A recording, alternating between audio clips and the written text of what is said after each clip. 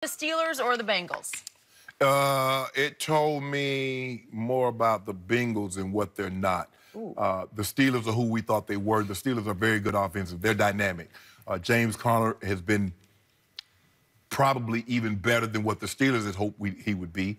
Antonio Brown, AB is AB. Juju is getting better and better and better. They got two tight ends and Vance McDonald. I don't know, Jesse James might be hurt or something, but Vance McDonald's been getting the bulk of the run at the tight end position. James Washington, a wide receiver that they took in the earlier rounds, played well also.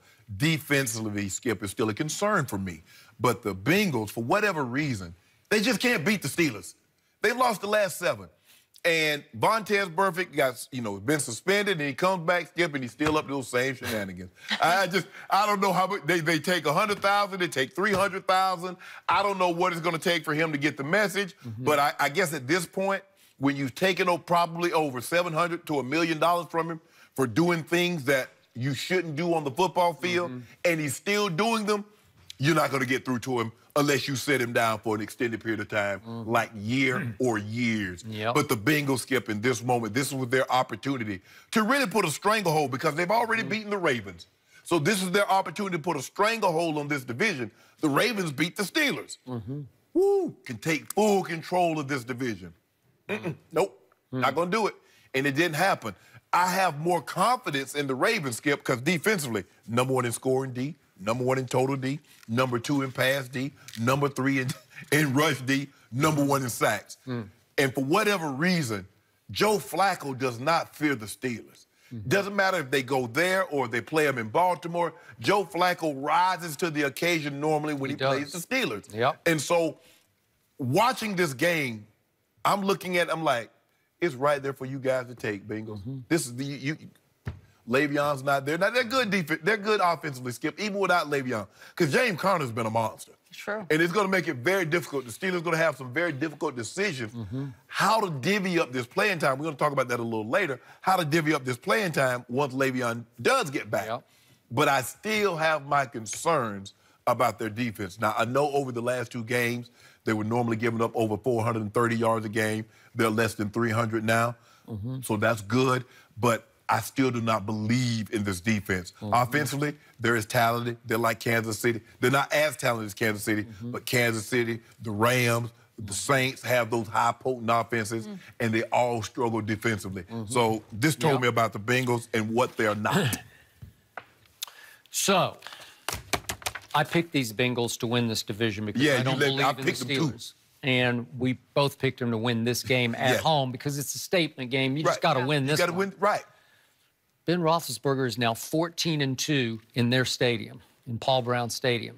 That's just outrageously wrong for Cincinnati. 14-2, and yet with 3:32 left, they got the ball. Cincinnati did first and 10 at their 25, and they go 9 plays and 75 yards. And I thought, okay, this is a statement that they're trying to make at home because Joe Mixon hammers it home from 4 yards out, and it's 21-20 home team. And there's still 1 minute and 18 seconds left. And it's just too much time for a Ben Roethlisberger and a Steelers offense that, A, is not afraid of the Bengals, and B, thinks it owns the Bengals. They just do. And Ben thinks, I got this. And the body language of all the Steelers was not urgent. It wasn't rushed. It was just kind of like methodically, ho-hum, we got this.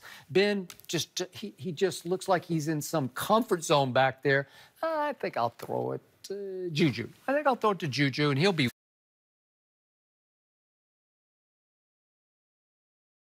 And then Ben takes one look at that defense, and it's clear they are bringing the house. Because everybody's lined up at the line of scrimmage coming, and he realizes he's got press coverage across the ball, and he's got Antonio in the slot, and it's like, that's easy.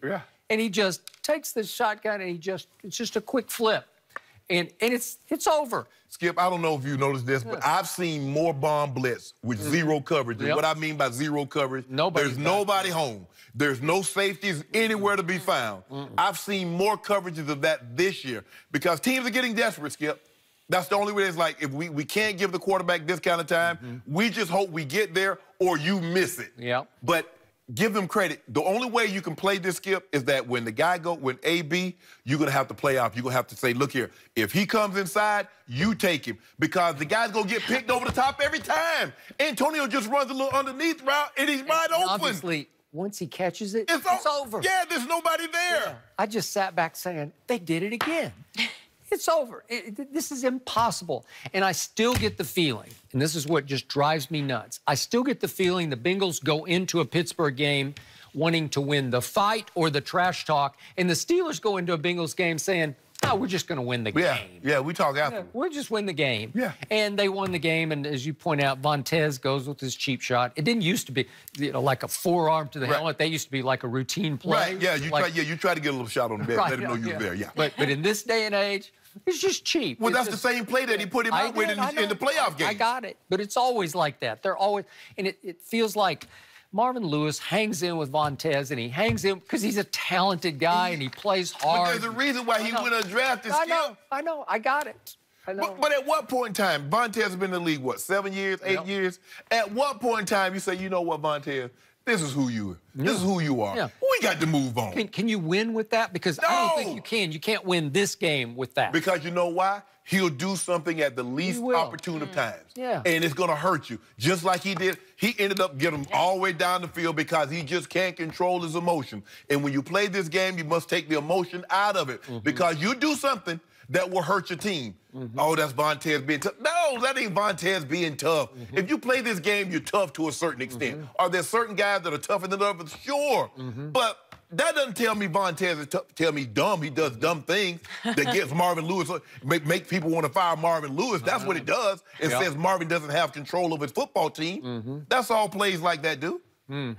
So, in the end, it appears to me that Juju has risen to prominence as the #1 receiver as far as targets. Like, he's going to be the one who's going to be the most open, and he's going to get the most throws from Ben. Yes. But when push comes to shove and it's time to make the play that wins the game, guess who? Yeah. Little 84. Because the thing is, Skip, is that, look, we know what AB represents. He's universally regarded as the first or second best receiver in all of football. It normally goes he or Julio. He or Julio. Okay, so am I going to double team Juju or I'm going to double team AB? I'm double teaming AB.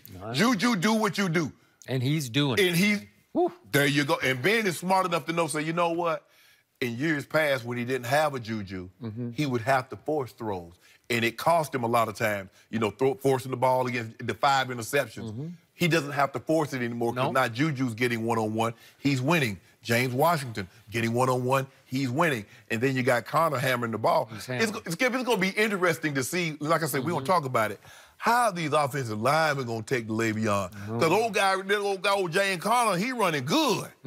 Running real good. Now that you're back in business and you're starting to look again like why we gonna Steelers? Why we gonna upset this old apple cart? Thing going along real good. Got some nice apples, some old Honey Crisp. You know I like Honey Crisp. 7 rushing touchdowns. The most through 6 games. That's pretty good. It's impressive. They got some time, though, with their bye. Okay, different team in the AFC. Are the Patriots back to being the team to beat? We'll discuss that with Rod Woodson next.